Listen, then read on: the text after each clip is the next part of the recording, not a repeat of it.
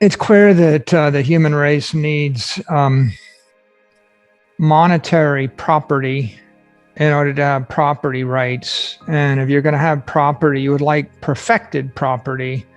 An example of defective property would be I sell you swampland in Florida.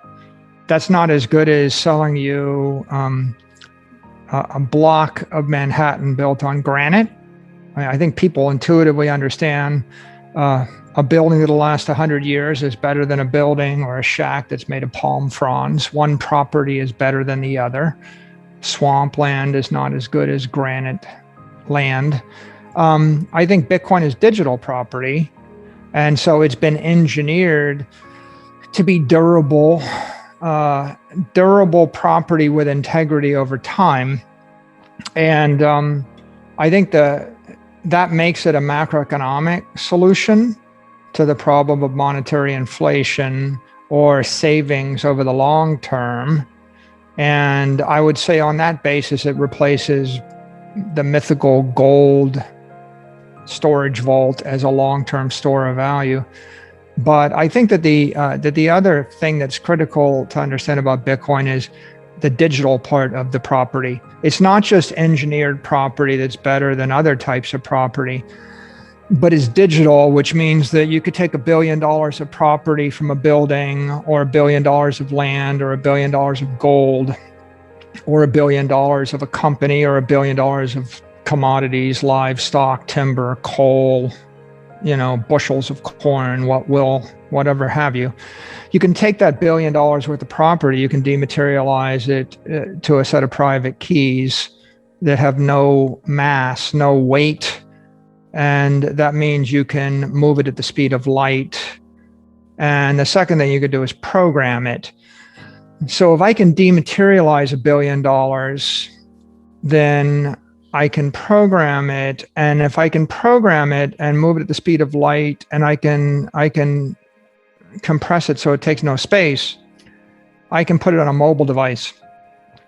And this is pretty much the most powerful idea of the 21st century, which is every great company, Facebook, Apple, Amazon, Google, they've all become trillion-dollar assets because they digitize or digitally transform some part of our economy, be it digital relationships or digital photos or digital books or digital maps. If you have digital property, it means that you can give property to 8 billion people on a mobile phone that costs $50. And at that point, the property gets smarter at the speed that the chip gets smarter.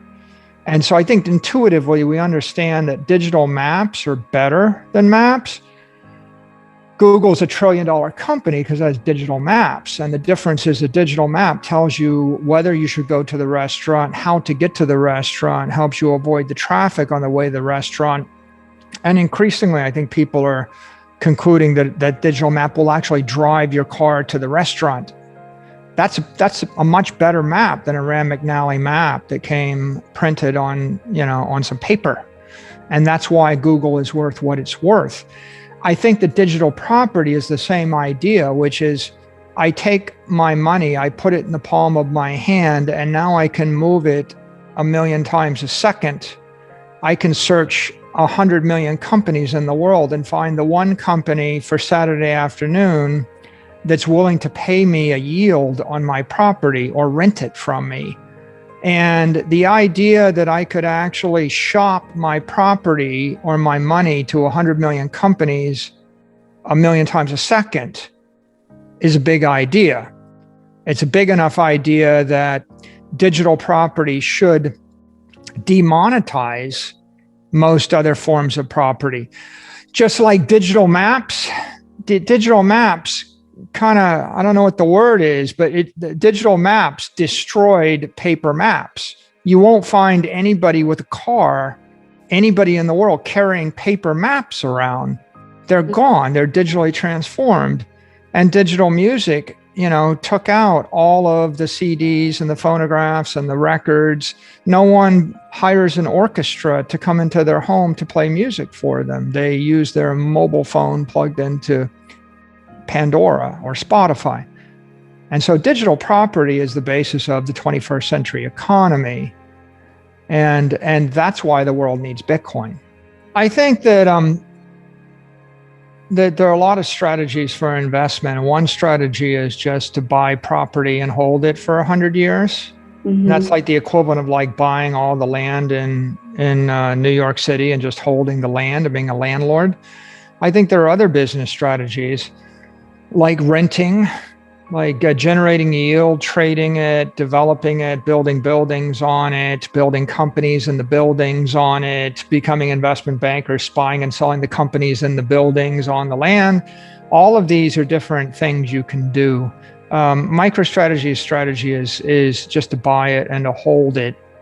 That primarily is because of of the accounting, the tax, and the corporate governance issues that we face. That it's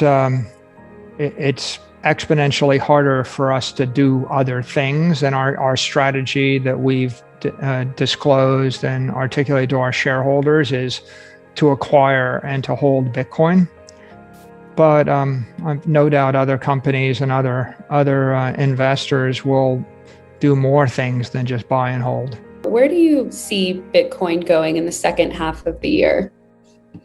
Do you have any thoughts on that?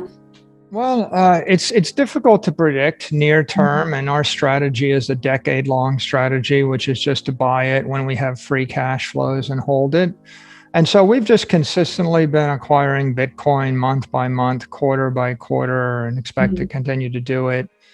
My general view of the fundamentals of Bitcoin is they've dramatically improved over the last 12 months and even over the last 6 months. I think institutional adoption has improved.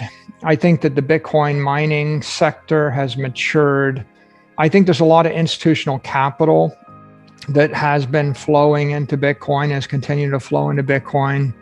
And I think the regulatory environment is clarifying, and it's becoming, and every single month that goes by, there's more information and more clarity.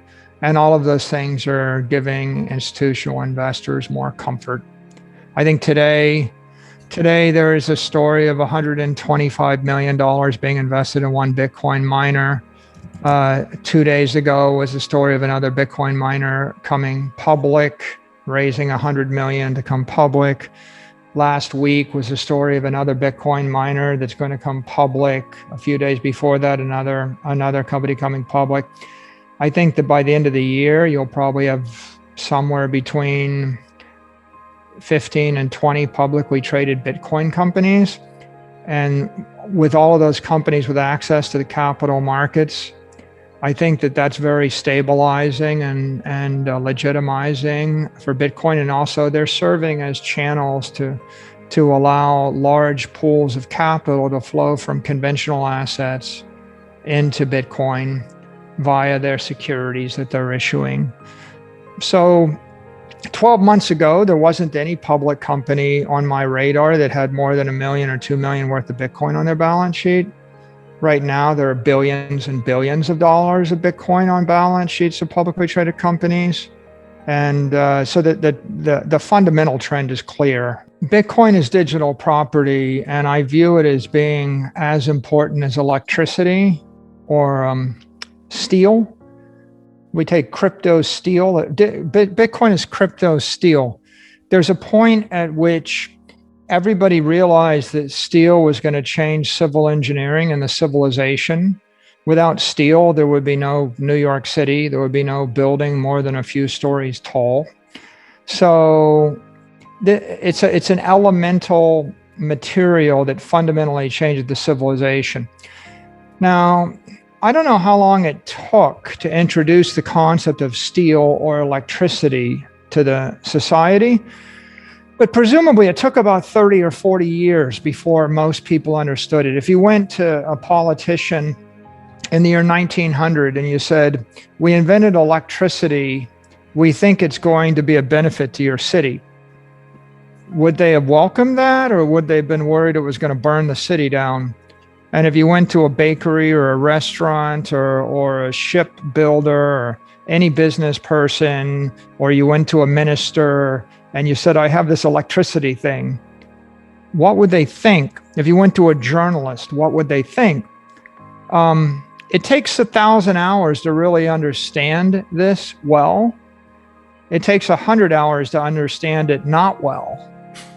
And in 10 hours, you get confused a little bit. And after 10,000 hours, maybe you master it. So, if you think about Bitcoin like that, digital property, crypto steel to build this 21st century cyber economy, okay, that kind of blows people's minds.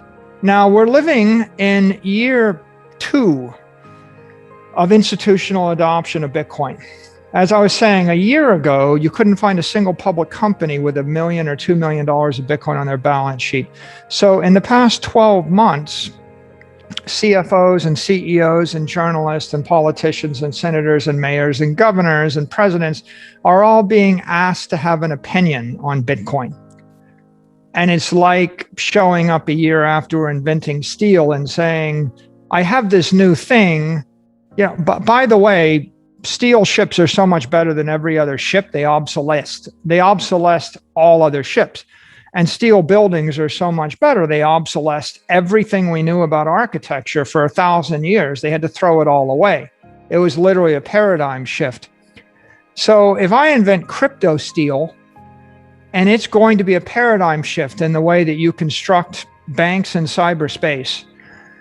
In fact, it becomes a paradigm shift in the way 100 million businesses create everything.